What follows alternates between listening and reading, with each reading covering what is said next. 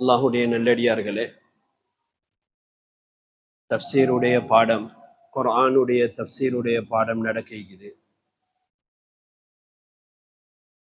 குர்ஆன் என்று சொல்றது எங்களுக்கு தெரியும், அல்லாஹால இறக்கப்பட்ட வேதங்கள்ல 4 வேதங்கள் ஆக முக்கியமான வேதங்கள். ஜபூர், தௌராத், இன்ஜீல், ஃபுர்கான், அதாவது இந்த குர்ஆன். இந்த 4 வேதங்களையும் அல்லாஹு தாலா அவன் புறத்திலிருந்து அல்லாஹு தாலா இறக்கினான். ஜபூர் வேதத்தை அல்லாஹு தாலா தாவூத் அலைஹி ஸலாத்து வஸலாம் அவர்களுக்கு கொடுத்தான். தௌராத் அல்லாஹு தாலா ஹஸ்ரத் மூசா அலைஹி ஸலாம் அவர்களுக்கு அல்லாஹு தாலா இறக்கி வச்சார். இன்ஜீல் என்ற வேதத்தை அல்லாஹு தாலா ஹஸ்ரத் ஈசா அலைஹி ஸலாம் அவர்களுக்கு அல்லாஹு தாலா இறக்கி வச்சார்.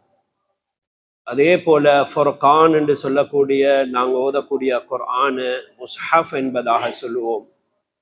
இது அல்லாஹு தாலா அருமை நபி ஸல்லல்லாஹு அலைஹி வஸல்லம் அவர்களுக்கு இறக்கி வச்சார். குர்ஆன்ன்றது எல்லா மனிதர்களுக்கும் நபி ஸல்லல்லாஹு அலைஹி வஸல்லம் அவர்களுடைய உம்மத்தினர்கள் அனைவருக்கும் ஹஸரத் ஈசா அலைஹி ஸலாம் அவர்கள் கூட இந்த உம்மத்தினர்கள்ல ஒருவராகத்தான் பின்னால் வருவார்கள். அவர்களுக்கும் கூட வழிகாட்டக்கூடிய ஒன்றுதான் குர்ஆன். இது ஏகோபித்த முடிவே தவிர இதுல கருத்து வேற்றுமைகள் இல்லை. குர்ஆன்ல ஒரு எழுத்தோ ஒரு ஹரக்கத்திலேயோ கருத்து வேற்றுமைகள் இல்லை. அதுக்கு முன்னால் இருந்த வேதங்கள் அதை யார் பரிபாலித்தார்களோ அவர்கள் மூலமாக மாற்றப்பட்டது என்பதையும் அல்லாஹு தாலா குர்ஆனில் எங்களுக்கு தெளிவுபடுத்தி சொல்லியிருக்கிறார். ஆனால் இந்த குர்ஆன்ல எந்த ஒரு ஹரக்கத்தோ, எந்த ஒரு எழுத்தோ, எந்த ஒரு வாசகமோ, எந்த ஒரு நொக்தாவோ மாற்றப்பட்டது கிடையாது. அல்லாஹு தாலா அதை மிக தெளிவாக எங்களுக்கு குர்ஆன்லேயே தெளிவுபடுத்தி எங்களுக்கு சொல்லி காட்டியிருக்கிறார். அல்லாஹுடைய நல்லடியார்களே, தஃசீருடைய பாடம் எங்களுக்கு தெரியும். குர்ஆன் அல்லாஹு மூலமாக இறக்கப்பட்ட வஹியை தவிர அதுல எந்த ஒரு கலப்படமும் கிடையாது. அல்லாஹு மூலமாக சொல்லப்பட்ட ஒன்றென்றால் குர்ஆன் தான். இதுக்கு பின்னால நாங்கள் பார்க்கக்கூடியவைகள்ல குர்ஆனுக்கு பின்னால எந்த அந்தஸ்து கொடுக்கறதுக்கு என்ன கிதாப் இருக்குது என்ற விடயத்தில் உலமாக்கள் எழுதுகிறார்கள், அது புகாரி என்பதாக எழுதுகிறார்கள். 2வது அந்தஸ்து புகாரி கிதாபுக்கு உலமாக்கள் கொடுத்திருக்கிறார்கள். 1வது அந்தஸ்து அது குர்ஆனுக்கு தான். இதுல எந்த ஒரு கருத்து வேற்றுமையும் கொள்ளக்கூடியவர்களை ஃபாசிக் என்பதாக, ஒரு பாவி என்பதாக எழுதப்பட்டது. குர்ஆன்ல என்னமாச்சும் ஒரு பிரச்சனைக்குதான்னு கேட்டா அந்த பிரச்சனையை பேசக்கூடியவருடைய பேச்சையும் கேட்க வேண்டாம் என்பதாக சொல்லப்படுற அளவுக்கு எங்களுக்கு வழிகாட்டப்பட்டது. ஏனென்றால் குர்ஆன்ல எந்த ஒரு பிழையும் இல்லை என்பது எல்லாருக்கும் தெரியும்.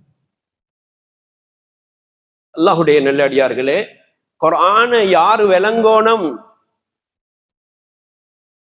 என்ற ஒரு கேள்வி வரும். யார் களிமா சொல்லி இருப்பாரோ அவருடைய வாழ்க்கை வழிமுறைகளை விளங்குறதுக்கு அல்லாஹு தாலா முதலாவது கிதாபாக அல்லாஹு தாலா எங்களுக்கு தந்திருக்கிறது குர்ஆன். இதுல எந்த ஒரு கருத்து வேற்றுமையும் இல்லை. இந்த குர்ஆன் தான் எங்களுக்கு வழிகாட்டி. இந்த குர்ஆன் ஹுதன், நேர் வழி காட்டக்கூடியது என்பதாக அல்லாஹு தாலா குர்ஆன்ல தெளிவுபடுத்தி சொல்லுகிறார். குர்ஆன்ல ஏதாவது பிரச்சனைக்குதான்னு கேட்டால் அதை விளங்கக்கூடியவர்களுக்கு பிரச்சனையை தவிர குர்ஆன்ல எந்த ஒரு பிரச்சனையும் எந்த கருத்து வேற்றுமையும் அந்த தகுதிக்கேற்ப அது சொல்லப்படலன்னு சொல்றக்கூடிய வார்த்தைகள் கூட அவர்களுடைய அறிவுக்கு எட்டக்கூடிய வார்த்தையை தவிர குர்ஆனில் எந்த விதமான கருத்து வேற்றுமையும் இல்லை. இதை நாங்க நல்லா விளங்கி கொள்ளணும். ஒவ்வொரு முஸ்லிமுக்கும் சொல்லக்கூடிய கைட்லைன்ஸ் எல்லாமே குர்ஆன்ல சொல்லப்பட்டிருக்குது. குர்ஆன்ல சூசகமாக சொல்லப்பட்டதை தெளிவுபடுத்தக்கூடிய ஹதீஸ்களின் மூலமாக, நபிக்கு வஹியாக அறிவிக்கப்பட்ட ஹதீஸ்களின் மூலமாக அது தெளிவுபடுத்தப்பட்டிருக்குது. தொழுங்கோ என்பதாக அல்லாஹ் குர்ஆன்ல சொல்லி இருக்கிறான்.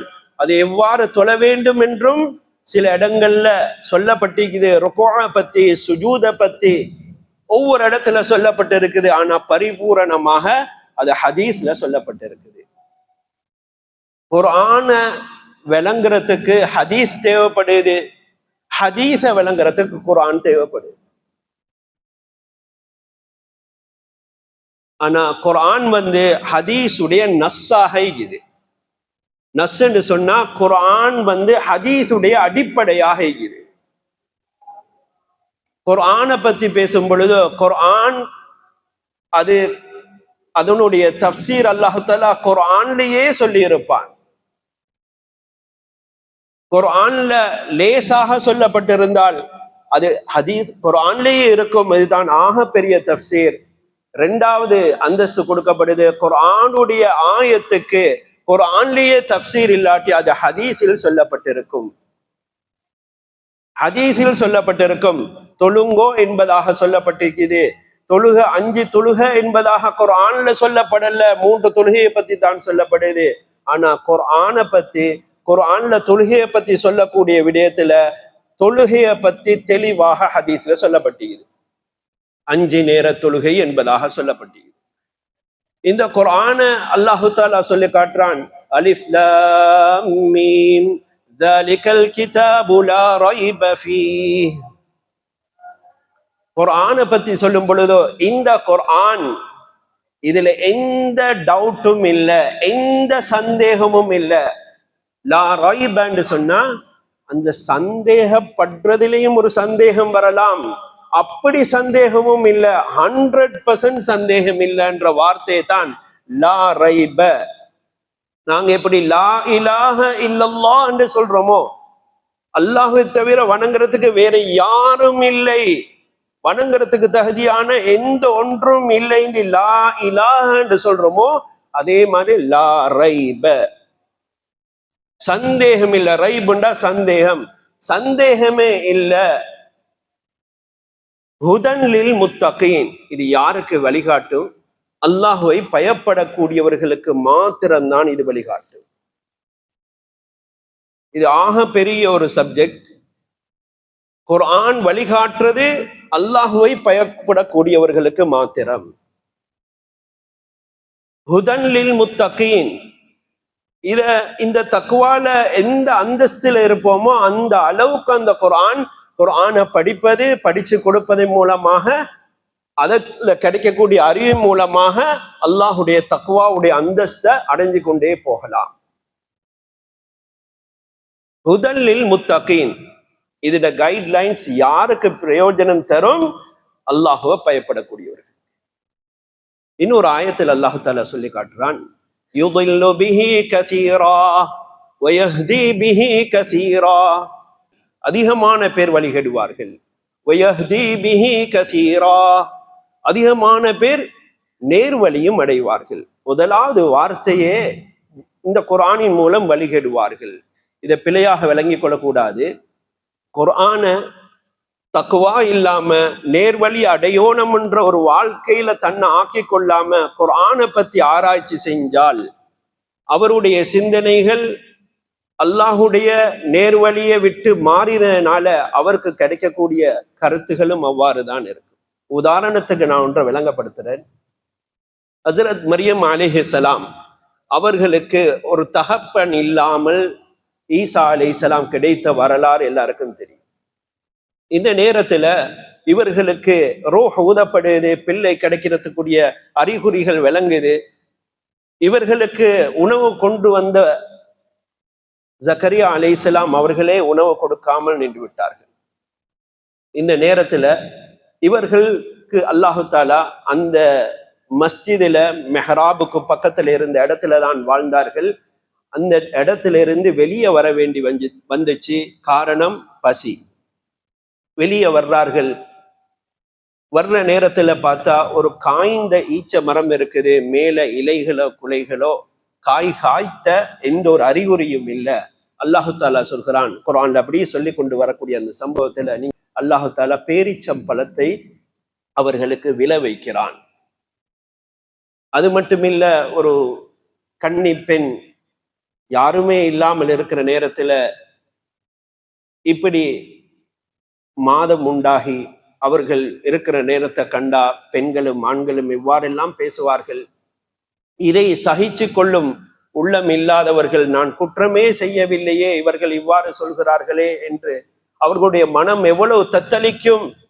இதெல்லாம் தாங்கிக் கொண்டு இருக்கிறது எவ்வளவு பெரிய ஒரு தியாகம் ஒரு பெண்ணுக்கு.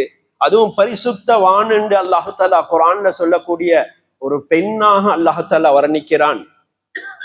நபியோடு இருக்கக்கூடிய மனைவிமார்களுடைய பேர்லயே சூறா கிடையாது, ஆனா மரியம் என்ற பேர்ல ஒரு தனி சூறாவே அல்லாஹ் இறக்கியிருக்கிறார்.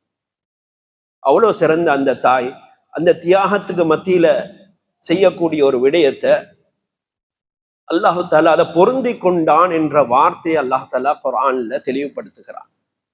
நான் இதை எதற்காக வேண்டி இந்த சம்பவத்தை சொல்கிறேன்? இந்த குர்ஆனை நேர்வழி அடையோணம் என்ற நோக்குல, அல்லாஹுவை பயப்படணும் என்ற நோக்குல, நான் தக்குவாவை அமைச்சு கொள்ளணும் என்ற நோக்குல இல்லாமல் இதை பார்க்கும் பொழுதோ அதுல மக்கள் அதிகமாக வழிகெடுவார்கள் என்ற வார்த்தைக்கு குர்ஆன்லயே தஃப்சீராக இந்த சொல்லப்பட்ட ஒரு விடயத்தை தான் நான் சொல்லி காட்டுகிறேன்.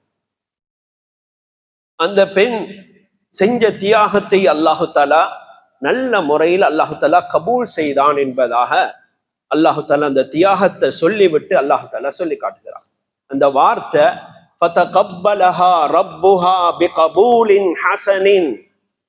ஃபதகப்பலஹா, அல்லாஹு தஆலா அந்த பெண்ணை பொருந்தி கொண்டான், மரியம் அலைஹிஸ்ஸலாத்தை பொருந்தி கொண்டான். ரப்புஹா, அவர்களின் ரப்பு பொருந்தி கொண்டான்.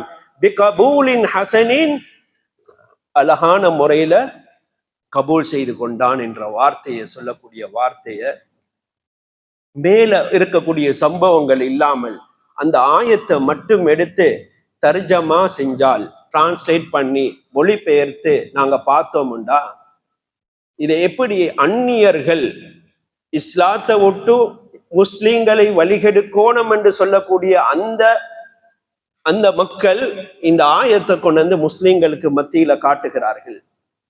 காட்டி சொல்கிறார்கள், நீங்கள் திருமணம் முடிக்கிற நேரத்துல என்ன சொல்வீர்கள்? கைய பிடிச்சி நான் கபில் தூ நிகாஹா வ தஸ்வீஜஹா, நான் அவளுடைய நிக்காகை ஏற்றுக்கொண்டேன், பொருந்தி கொண்டேன் என்று சொல்லுவீங்க. இப்ப அந்த தர்ஜமா எடுத்து பார்த்தா அவர்களுடைய அந்த மரியம் அலைஹிஸ்ஸலாம் உடைய ரப்போ அவர்களை பொருந்தி கொண்டான் என்று தான் அந்த ஆயத்துல தர்ஜமா இருக்குது. டிரான்ஸ்லேட் எடுத்து பார்த்தா பாருங்க இருக்கு. அது எவ்வாறு அந்த அந்நியர்கள் எங்கட முஸ்லிம்களுக்கு மத்தியில கிராமப்புறத்தில் உள்ளவர்களுக்கு எங்கட குர்ஆனை கொண்டு போய்த்து திருப்பி காட்டி சொல்றாங்க, உங்களுடைய ரப்போ எங்கட மரியம் அலைஹிஸ்ஸலாத்த பொருந்தி கொண்டான், கபில்து சொன்னான், திருமணம் முடித்து கொண்டான், மாதனல்லாஹ் அல்லாஹ் பாதுகாக்கணும், இப்படி சொல்லி அவர்களை சொல்றான். மரியம் அலைஹிஸ்ஸலாத்தை யார் திருமணம் முடிச்சது? அல்லாஹ் முடித்தான். அவர்களின் மூலமாக கிடைச்ச பிள்ளைதான் ஈசா அலைஹிஸ்ஸலாம், அல்லாஹ்வின் குமாரன் என்பதாக எங்கட குர்ஆன்ல இருந்து எங்கட முஸ்லிம்களை பாருங்கோ, இந்த குர்ஆன்ல இப்படித்தான் இருக்குது, இதை உங்களுக்கு சொல்லி தர மாட்டாங்க, இதெல்லாம் சீக்ரெட்டான விஷயம் என்று சொல்லி முஸ்லிம்களை குர்ஆன்ல இருந்தே மக்களை வழிகெடுப்பார்கள். இதுக்குன்னு சொல்லி 7 வருஷம் கோர்ஸ்களை இஸ்லாத்துல உள்ள விடயங்களை எடுத்து குர்ஆன்ல இருந்து எடுத்து முஸ்லிம்களை வழிகெடுப்பதற்காக வேண்டி வழிமுறைகளை செய்கிறார்கள். இதுதான் அல்லாஹ் குர்ஆன்ல சொல்றான். முதலாவது சொல்றான் யுதில்லு பிஹி கஸீரா, இந்த குர்ஆனின் மூலம் தக்வா இல்லாதவர்கள், அல்லாஹ்வை பயப்படாதவர்கள், அல்லாஹ்வுடைய பயப்பாட்டுல தனது வாழ்க்கையை மாற்றி கொள்ளாதவர்கள் அதிகமான பேர் வழிகெடுவார்கள். ஓ, குர்ஆன்ல சொல்லப்பட்டு இருக்குது தானே என்பதாக அது டிரான்ஸ்லேட்டை பார்த்துட்டு நம்பி வழிகெடுவார்கள். அதான் அல்லாஹ் தஆலா குர்ஆன்ல முதல் சூரத்துல் பக்கரால அலிஃப் லாம் மீம்க்கு பின்னால முதலாவது சொல்லக்கூடிய விஷயம் என்ன? இதுல சந்தேகமே இல்லை. வியாபாரிகள் என்ன சொல்லுவாங்க? இந்த வியாபாரம் இதுல மாஷா அல்லாஹ் நல்ல ப்ராஃபிட். முதலாவது வார்த்தை அப்படிதான் சொல்லுவாங்க இல்லையா? இத மாதிரி அல்லாஹ் இந்த குர்ஆனை சொல்லும் பொழுது லா ரைப ஃபீஹ், இந்த குர்ஆன்ல எந்த ஒரு சந்தேகமும் இல்லை என்று வர்ணிக்கிறார். அதுக்கு பின்னால்தான் இது யாருக்கு பிரயோஜனம் தரும்? ஹுதல்லில் முத்தகீன், அந்த தக்வாதாரிகளுக்கு இது நேர்வழி காட்டும் என்பதாக சொல்கிறார். அல்லாஹு தஆலா அப்படியான அல்லாஹுவை பயப்படக்கூடிய மனிதர்கள்ல எங்கள் அனைவரையும் ஆக்குவானா. அடுத்தது, இந்த குர்ஆன் நாங்க இன்று உலகத்துல புழங்கக்கூடியவர்கள்ல பல முஸ்லிம் என்ற பேர்ல பல கொள்கை சார்ந்தவர்கள் இருப்பார்கள். இது எவ்வளவுக்கு வியாபித்து இருக்குது என்று சொன்னா, அடிப்படையான குர்ஆனை பத்தி விளங்கக்கூடிய ஒரு பாக்கியமே இல்லாமல் போய் இன்றைய காலத்துல குர்ஆனை பத்தி பேசக்கூடிய, குர்ஆனை பத்தி விளங்கக்கூடிய தன்மையே இல்லாம போய்த்து இது எங்களுக்கு சரி வருமான்னு கேட்கக்கூடிய கேள்விகள் கூட கேட்கிறார்கள். தஃப்சீர்ன்றது, குர்ஆன்ன்றது அதை விட மேலோங்கிய ஒரு அறிவு இல்மோ யாருக்கும் கிடையாது. அதான் நபி அவர்கள் சொன்னாங்க, ஹைருக்கும் ஹைருக்கும், உங்கள் ஆக சிறந்தவர் யார்? மன் தஅல்லமல் குர்ஆன், யார் குர்ஆனை படிக்கிறாங்களோ, வஅல்லமஹு, அதை படித்து அதை யாரு தெரிஞ்சத இன்னொருத்தருக்கு படிச்சு கொடுக்கிறாரோ இவர் தான் உங்கள சிறந்தவர். குர்ஆன் என்று சொல்றது, அது நாங்க குர்ஆன் என்ற வார்த்தைய பல மாதிரி விளங்கலாம். ஆனால் இங்க தெளிவாக சொல்லப்பட்டது குர்ஆனை கற்றுக்கொள்ளுதல். இதை இன்றைக்கு உலகத்துல மக்கள் ஆக்கி கொண்டிருக்கிறது என்ன? குர்ஆன் ஓதுறதும் தஜ்வீத படிக்கிறதும், குர்ஆன் ஓதுறதும் தஜ்வீத படிக்கிறதும் தான் குர்ஆனை படித்தல் என்ற ஒரு சுருக்கமான ஒரு வார்த்தையாக இன்றைக்கு எல்லாரும் அதிகமான பேர் விளங்கி வச்சிருக்கிறான். இங்க சொல்லப்பட்டது குர்ஆனை ஓதுறதுக்கு மாத்திரம் படிக்கிறதுக்காக வேண்டிய அல்ல, அது எப்படி ஓதணும், தஜ்வீத படிக்கணும்ன்றதை மட்டும் விளங்குறது தான் இங்க சொல்லப்படுறது என்பது அல்ல. குர்ஆன் என்ற வாழ்க்கை, குர்ஆன் என்ற வாழ்க்கை, இந்த வாழ்க்கைக்குரிய விடயங்கள் இந்த குர்ஆன்ல சொல்லப்பட்டிருக்குது. இதை நான் விளங்கணும். அதுக்கு நான் முதலாவது குர்ஆன் ஓத தெரியக்கூடியவனாக மாறணும். எனக்கு அரபி பாஷை தெரியாது, ஆனா எழுத்து கூட்டி ஓத தெரியணும். இது உலமாக்கள் நாங்க சிறுவர்களாக இருக்கும் பொழுது மஸ்ஜிதிலே வந்து ஓதுகிறோம், தஜ்வீத படிக்கிறோம், குர்ஆனை மாஷா அல்லாஹ் சரியாக ஓதுறோம். இது ஒரு இல்மை, குர்ஆனை படிப்பதற்குரிய ஒரு பகுதியை தவிர முழுமை இல்லை. குர்ஆன் என்று சொல்றது இது சில மனிதர்களுக்கு மாத்திரம் உள்ளது என்பதும் கிடையாது. கலிமா சொன்ன எல்லாரும் குர்ஆனை விளங்கித்தான் ஆகணும். குர்ஆன்ல சொல்லப்பட்டவைகளை விளங்கணும், அதன் பிரகாரம் அமல் செய்யணும். அப்ப குர்ஆன் ஓதணும், குர்ஆன் அதுல என்ன சொல்லப்பட்டிருக்குது என்றத எனக்கு தெரிஞ்ச பாஷையில மாஷா அல்லாஹ் என்று டிரான்ஸ்லேட் செய்யப்பட்டிருக்குது. அட கருத்துகளை விளங்கணும், கருத்துகளை விளங்கணும். குர்ஆன் ஓதணும், அது தஜ்வீதாக ஓதணும், அதை மனப்பாடமாக்கணும். இந்த கருத்துகளை நாங்க விளங்கணும். யததாரஸூனஹு பைனஹும், அது மட்டும் இல்ல, அவங்களுக்கு மத்தியில அந்த குர்ஆன் என்ன செய்யணும், ஒவ்வொருத்தர் முதாரசாண்டா தான் தெரிந்ததை மற்றவங்களுக்கு சொல்லணும், தர்ஸாக படிச்சவைகளை சொல்லணும். இது ஆக முக்கியமான ஒரு அமல். எனக்கு தெரிஞ்சிருச்சு குர்ஆன்ல இந்த விஷயம். இதை நான் இன்னும் என் ஃபேமிலியில, என்னோட இருக்கக்கூடிய பிசினஸ்ல இருக்கக்கூடிய, சுத்தி இருக்கக்கூடிய நண்பர்கள், என்னோட சகவாசம் வைத்து கொண்டு இருக்கக்கூடிய நிறைய பேருக்கு நான் இந்த விஷயத்த சொல்லணும். தஃப்சீருடைய பாடம் முதலாவது ஆரம்பிக்கப்படுது. இதுக்கு முன்னால நாங்க குர்ஆன் மகிமையை நாங்க விளங்கி கொள்ளணும். இது ரஜப் மாசம் 16ஆம் தேதி 1446 வருடத்துல, ஹிஜ்ரில 17ஆம் தேதி 1ஆம் மாசம் 2025 ஆரம்பிக்கப்படுது. இதுல இந்த தஃப்சீருடைய பாடம் இன்றையிலிருந்து இன்ஷா அல்லாஹ் ஒவ்வொரு வெள்ளிக்கிழமையும் தஃப்சீருடைய பாடம் ஆரம்பிக்கப்படும். இதுல நான் குர்ஆனை விளங்கி கொள்ளணும் என்ற ஒரு நீயத்தோட நாங்க உட்காருவோம்.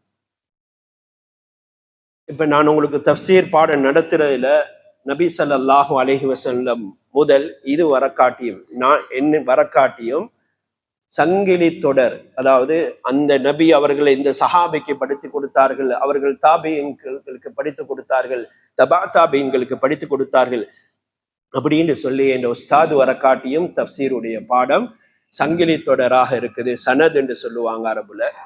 இது இன்ஷா அல்லாஹ் யாரு இந்த தப்சீருடைய பாடத்துல 75% அட்டெண்டட் எடுப்பாங்களோ அவங்களுக்கும் இந்த தப்சீரை கேட்டதாக சனத் கொடுக்கப்படும் இன்ஷா அல்லாஹ். அதனால மறந்துடாம தவறாம இந்த நாளை கொஞ்ச நேரம் ஒதுக்கி கொள்ளுங்கோ. கிட்டத்தட்ட ஒரு 30, 35, 40 நிமிடங்கள் தான். இதை நீங்க வளமையாக ஆக்கி கொள்ளுங்கோ. இது ஆக முக்கியமான ஒரு பாடம். ஏனைய பாடங்கள் மாதிரி இல்லை. நீங்க ஃபிக்ஹ் படிப்பீங்க, அந்த ஃபிக்ஹும் இங்க வரும். வரலாறு படிப்பீங்க, அந்த வரலாறும் வரும். சஹாபாக்களுடைய சரித்திரம் படிப்பீங்க, அதுவும் வரும். முன்னைய நபிமார்களுடைய வரலாறு படிப்பீங்க, அதுவும் வரும். இந்த இருக்கக்கூடிய 30 ஜுஸும் இன்ஷா அல்லாஹ் அல்லாஹுடைய அருளால இன்ஷா அல்லாஹ் இன்றையில இந்த ஆரம்பமாகும். இதுல நாங்க முக்கியமாக நினைச்சு கொள்ளணும், முதலாவது எங்களுடைய நீயத்துகளை சரியாக்கி கொள்ளும். இது அல்லாஹு தாலா எங்களுக்குன்னு தந்த ஒரு நேமத். தஃப்சீர குர்ஆன முழுமையாக நாங்க விளங்குறதுக்காக வேண்டி உலமாக்கள் எப்படி படிக்கிறாங்களோ அந்த நிலைமையில் இல்லை, அதை விட தேவையான விஷயங்களை முன்வைக்கப்படும். உலமாக்கள் படிக்கிறது அரபியில படிப்பாங்க, அதுல நிறைய இஹ்திலாஃப் எல்லாம் படிப்பாங்க, அதுகள் தேவையில்லை. எங்களோட வாழ்க்கைக்கு என்ன தேவையோ அந்த விடயங்கள் இங்கு இன்ஷா அல்லாஹ் இந்த இடத்துல நடக்கும். இதுல ஆண்களுக்கு மாதிரி பெண்களுக்கும் ஏற்பாடு செய்யப்பட்டிருக்குது. இங்க இருக்கக்கூடிய எல்லா மஹல்லாக்கள், இதை சூழ உள்ள மஹல்லாக்களுக்கும் அறிவிச்சு எல்லாரையும் கூட்டு வர்றதுக்கு முயற்சிங்க. அல்லாஹு தாலா இப்படியான ஒரு பாக்கியத்தை எல்லாருக்கும் கிடைக்கணும் என்ற ஒரு நீயத்தையும் வச்சுக்கோங்க. இந்த இதுல நீயத் என்று சொல்றது எங்களுக்கு தெரியும். நீயத்துன்றது இதுதான் ஆக அடிப்படையான ஒரு விஷயம். நீயத்துல் முஃமின் கைரு மின் அமலிஹி, அமல் செய்வதை விட ஆக சிறந்தது என்ன மனசுல வைக்கிற நீயத். அமல் செஞ்சு கபூலாகுமா இல்லையான்னு தெரியாது, ஆனா நீயத்து வச்சா அல்லாஹ் தஆலா அதுக்குரிய நன்மையை தருவான் என்பதாக சொல்லி. அதனால நான் இந்த தஃப்சீருடைய பாடத்தை படிச்சு அதன் பிரகாரம் அமல் செய்து அவைகளை நாங்க விளங்கி நானும் அமல் செய்து இன்னும் என்னோடு இருக்கக்கூடியவர்களுக்கும் இதை சொல்லி அவர்களே அமல் செய்யக்கூடிய பாக்கியத்தை அல்லாஹ் தஆலா நம்ம அனைவருக்கும் தரணும். அதனால நீயத்துகளை இதை படிச்சு அல்லாஹுடைய திருப்புறத்தை அடைஞ்சி சுவர்க்கத்துல அருமை நபி ஸல்லல்லாஹு அலைஹி வஸல்லம் அவர்களோட ஈக்கோணும் என்ற ஒரு பாக்கியத்தை அடையக்கூடிய ஒரு நீயத்தை வச்சு கொள்ளுங்க. முதலாவது குர்ஆனை ஓத தெரியணும். அதோட கருத்து தெரியலாட்டியும் பிரச்சனை கிடையாது. அது எது ஏழுமோ அது ஓத தெரியணும். எனக்கு எவ்வளவு ஏழுமோ அது ஓத தெரியணும். எது தெரியுமோ அதை நாங்க ஓதுவோம். தொழுகைக்கு தக்பீர் கட்டினா நான் அல்லாஹ்வுடன் பேசுகிறேன். ஆனா குர்ஆனை விரிச்சு நான் ஓத தூங்கிட்டேன் என்று சொன்னா அல்லாஹ் என்னையோட பேசுகிறான். எது சிறந்தது? நாங்க அல்லாஹ்வோட பேசுறதா, அல்லாவே எங்களோட பேசுறது? அவ்வளவு சிறந்த அமல் தான் குர்ஆன் ஓதுறது. எனக்கு யாசீன் மட்டும்தான் ஓத தெரியுமா? மாஷா அல்லாஹ், ஒவ்வொரு நாளும் பிரிச்சு ஓது படிங்கோ. இன்னும் ஓதணும்னு ட்ரை பண்ணுங்கோ. அதை படிக்க முயற்சி செய்யுங்க. கண்ணியமான உலமாக்கள் எல்லா இடத்துலையும் இருக்கிறாங்க. உங்களோட ஃபேமிலிகள்லையும் இருப்பாங்க, மஸ்ஜிதிலையும் இருக்கிறாங்க. டைம் உண்டு, எடுங்க, அவங்கள்ட்ட வைத்து படிங்க. குர்ஆனை ஓதுங்கோ. அதுலேயும் தஜ்வீதோட ஓத பழகிக்கொள்ளும். இது ஆக முக்கியமான ஒரு அமல். ரெண்டாவது, குர்ஆனுடைய கருத்துக்களை விளங்க பழகிக்கொள்ளும். அது உங்களுக்கு இங்கிலீஷ்ல ஏழுமுண்டா இங்கிலீஷ்ல டிரான்ஸ்லேட்டை பார்த்து விளங்கி கொள்ளுங்க. விளங்குறதுல சரிப்பிழைகளை அதை உலமாக்கள் மூலமாக விளங்கி கொள்ளும். இன்னைக்கு உலக விஷயங்கள்ல ஏதாச்சும் ஒன்று தெரியாட்டி அதை பத்தி தெரிஞ்ச ஒருத்தர்கிட்ட கன்சல்ட் பண்றோமா இல்லையா? அதுக்கு ஃபீஸ் எல்லாம் கொடுக்குறோமா இல்லையா? ஒரு வீடு கட்டணும்டா அதை கன்சல்ட் பண்றோமா இல்லையா? இதே மாதிரி அல்லாஹ் எனக்கு தந்த இந்த குர்ஆன் ஓதக்கூடிய பாக்கிய தந்த இருக்கிறானே, இது விளங்கி ஓதினு சொன்னா இன்னும் எவ்வளோ என் மனசுல எவ்வளோ பெரிய ஒரு நிம்மதி வரும். இதை பாருங்க, பார்த்து ஒரு ஆலிமிடத்தை கேளுங்க, எனக்கு கொஞ்சம் டைம் தரையிலுமா? உங்களோட டைம் எப்படி, அதுக்கேற்ற மாதிரி நானும் என்ன டைமை செஞ்சு கொண்டு நான் உங்கள்கிட்ட படிக்கிறேன்னு சொல்லி குர்ஆனுடைய விடயங்களை சரியாக தெளிவாக விளங்கி கொள்ள பாருங்க. மூணாவது, குர்ஆனை தர்ஜமாக வாசிக்கிறது மட்டுமில்லை, அதுல என்ன சொல்லப்படுதுன்ற மாரிஃபத்துல் குர்ஆன், குர்ஆன்ல அது எதற்காக வேண்டி சொல்லப்படுது. முன்னால சொன்னது அந்த மரியம் அலைஹிஸ்ஸலாத்து அல்லாஹ் கபில்து சொன்னான் என்று சொன்னதை சரின்னு சொல்லி முடிவெடுத்துட்டா இது ஒரு பெரிய ஒரு பாவமாக மாறி. அதனால இத கருத்து என்ன என்பதாக உலமாக்களை அதை பத்தி விளங்கிய முக்கியமான உலமாக்கள் இருக்கிறாங்க, 8 வருஷம் 10 வருஷம் மோதினவங்க, அவங்கள்ட்ட போய் படிங்க. ஃபேமிலியிலே இருப்பாங்க அதிகமான பேர், போய் படிங்க. இல்லாட்டி உங்களோட வீட்டுல இப்படி ஒரு மஜ்லிஸை உருவாக்கு, எல்லாரும் சேர்ந்து ஒரு மஜ்லிஸை உருவாக்கி குர்ஆனை படிங்க. முதலாவது ஆயத்து இறங்கினது என்ன? இக்ரா, நபியே நீர் ஓதுவீராக. இந்த குர்ஆனை பத்தி அல்லாஹ் தஆலா சொல்றார். அப்படியே தான் குர்ஆனும் இறங்கிச்சு. இக்ரா பிஸ்மி ரப்பிக்கல் லதீ ஹலக், படைச்ச அல்லாஹுடைய பெயரை கொண்டு ஓதுவீராக. முதலாவது குர்ஆன் ஓதுற விஷயம் தான் சொல்லப்பட்டது. அதனால குர்ஆனை நாங்க ஓதணும். ஃபுதைல் இப்னு இயால் ரஹ்மத்துல்லாஹி அலைஹி அவங்க மதீனால 6 மாசம் இபாதத் செய்வார்கள், மக்கால் 6 மாசம் இபாதத் செய்வார்கள். அப்துல்லா இப்னு முபாரக் ரஹ்மத்துல்லாஹி அலைஹி 6 மாசம் மக்கானை மதீனாலே இபாதத் செய்வார்கள். அதுல ஹதீஸ்களை படிச்சு கொடுப்பார்கள், தஃசீரை படிச்சு கொடுப்பார்கள். 6 மாசம் அல்லாஹுடைய பாதையில் போவார்கள். அப்துல்லா இப்னு முபாரக் ரஹ்மத்துல்லாஹி அலைஹி இமாம் புகாரி ரஹ்மத்துல்லாஹி அலைஹி அவங்களுடைய உஸ்தாத். அவங்க சொல்றாங்க, நீங்க குர்ஆனை நீங்க ஓதுங்கோ, நீங்க குர்ஆனை ஓதுங்கோ, உங்களுக்கு ஏலாத ஒரு வயசு வந்து தள்ளாடும் வயதை வந்துட்டா நீங்க இன்னொரு மனிதருக்கு டிபெண்ட் ஆக வேண்டி வரும், உங்களால இயலாம போயிரும். போய் நீங்க எல்லா தேவைகளுக்கும் இன்னொரு மனிதரை நாட வேண்டி வரும்.